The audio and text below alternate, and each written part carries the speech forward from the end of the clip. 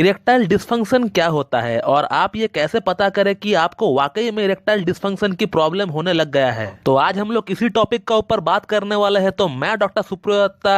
और आप सभी का फिर से एक बार बहुत बहुत स्वागत है मेरा इस यूट्यूब चैनल होम्योकैट टिप्स पे। तो इरेक्टाइल डिस्फंक्शन की ये जो प्रॉब्लम है ये आजकल बहुत सारे नौजवान में देखने को मिल रहा है। अब बात करते हैं कि हमें कैसे पता चलेगा कि हमें वाकई में इरेक्टाइल डिस्फंक्शन की प्रॉब्लम हो गई है। तो इससे पहले ये समझते हैं कि इरेक्टाइल डिस्फंक्शन होता क्या है। तो इरेक्टाइल डिस्फंक्शन का मतलब है कि जब कोई आदमी वो सेक्सुअली अराउज्ड हो, चाहे वो हस्तमैथुन कर रहा हो या फिर जो है वो रियल सेक्स कर रहा हो, तो सेक्सुअली अराउज्ड होने पर, स्टिमुलेट होने पर या तो उनको अपना लिंग में तनाव आता ही नहीं है या फिर आता भी है तो वो कम आता है, और जिसके कारण संभोग के दौरान बार बार लिंग जो है ढीला हो जाता है। और यदि यही सिलसिला कंटिन्यूअसली चलता हुआ आ रहा हो महीनों से, सालों से, अगेन एंड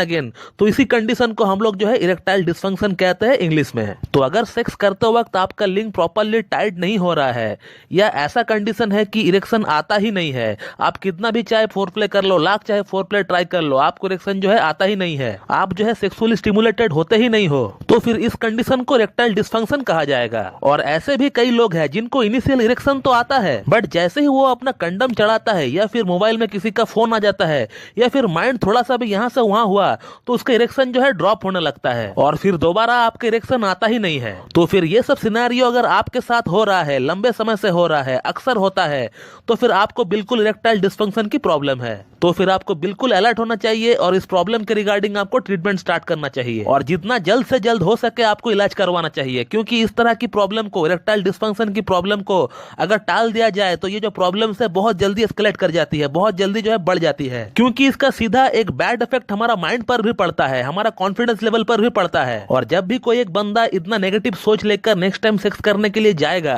तो उसका माइंड में हमेशा ये चल रहा होता है कि मैं सेक्स कर पाऊंगा कि नहीं, मेरा इरेक्शन आएगा कि नहीं, और वो बंदा फोरप्ले का ऊपर ध्यान ना देकर अपना लिंग का ऊपर ध्यान देता है कि वहां इरेक्शन आया है कि नहीं, तनाव आ रहा है कि नहीं, वो टच करके देखता रहता है। और जब भी कोई एक बंदा इस तरह का नेगेटिव सोच लेकर परफॉर्म करने के लिए जाएगा तो उसको फेलियर होना ही होना है। और इसी तरह से आपका प्रॉब्लम जो है बढ़ जाता है, एक छोटा सा प्रॉब्लम जो है एस्केलेट कर जाती है, बढ़ जाती है, फिजिकल इंपोर्टेंसी जो है अब धीरे धीरे मानसिक नपुंसकता में कन्वर्ट हो जाती है। और इसीलिए हम लोग बार बार कहते हैं कि इस तरह का प्रॉब्लम को लेकर आप बैठे ना रहे, उसको अवॉइड ना करें, बल्कि आपका बॉडी जो आपको संकेत दे रहा है आप उसको समझे, आपका लिंग जो आपको संकेत दे रहा है आप उसको डिटरमाइन करिए और आप जल्द से जल्द उसका इलाज करवाइए। आप जितना जल्दी उसका इलाज करवाएंगे उतना ही जल्दी आपको रिलीफ मिलने वाला है अपना प्रॉब्लम से। और अब थोड़ा बात करते हैं कि होम्योपैथी में इरेक्टाइल डिस्फंक्शन का रिजल्ट कैसा है। तो होम्योपैथी में इरेक्टाइल डिस्फंक्शन का रिजल्ट कैसा है, इसका सक्सेस रेशियो कितना है, ये आपको कहीं पर नहीं मिलेगा यूट्यूब में, ये सिर्फ आपको यूट्यूब में मेरा ही चैनल पर देखने को मिलेगा, क्योंकि मैं प्रूफ के साथ आप लोगों से एक एक केस शेयर करता हूं और ये चीज आपको सिर्फ मेरा ही चैनल पर देखने को मिलेगा।